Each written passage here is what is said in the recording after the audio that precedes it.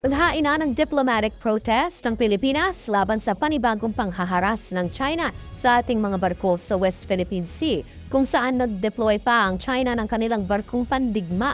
Bukod sa protesta, oras na nga ba para magpadala ng warships ang Pilipinas na tatapat sa mga barko ng China? Nitong December 4, binomba ng water cannon ng China ang barko na Bureau of Fisheries and Aquatic Resources na BRP Datu Pagbuwaya malapit sa Paho de Masinloc sa West Philippine Sea. Sa drone video, makikita kung gaano kalaki ang China Coast Guard vessel kumpara sa barko ng Pilipinas. Pero tila nila binomba ng tubig ang PRP Datu Pagbuwaya. Collision! Collision! Nanggapadila ito. Go!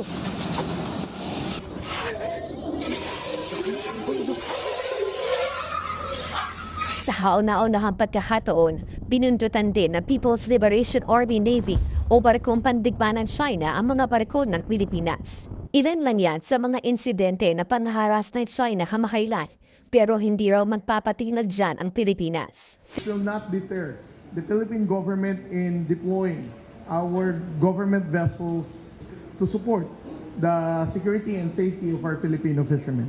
Una nang sinabi ng Chinese government na bahagi na kanilang teritoryo ang Wangyan daw o ang tawag nila sa Baho de Masinloc. Giit nila, ang Pilipinas ay nagtangkang manghimasok sa kanila umanong teritoryo.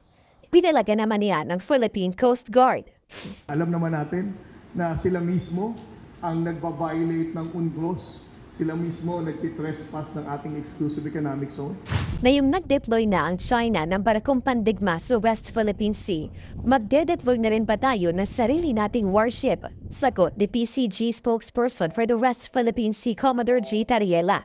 Nakadepende ito kay Pangulong Bongbong Marcos at sa Armed Forces of the Philippines. The Commander-in-Chief, the President himself, has the full authority to decide on this. This is not a recommendation. All I'm saying is that in terms of reciprocity, that can be a policy option that can be carried out.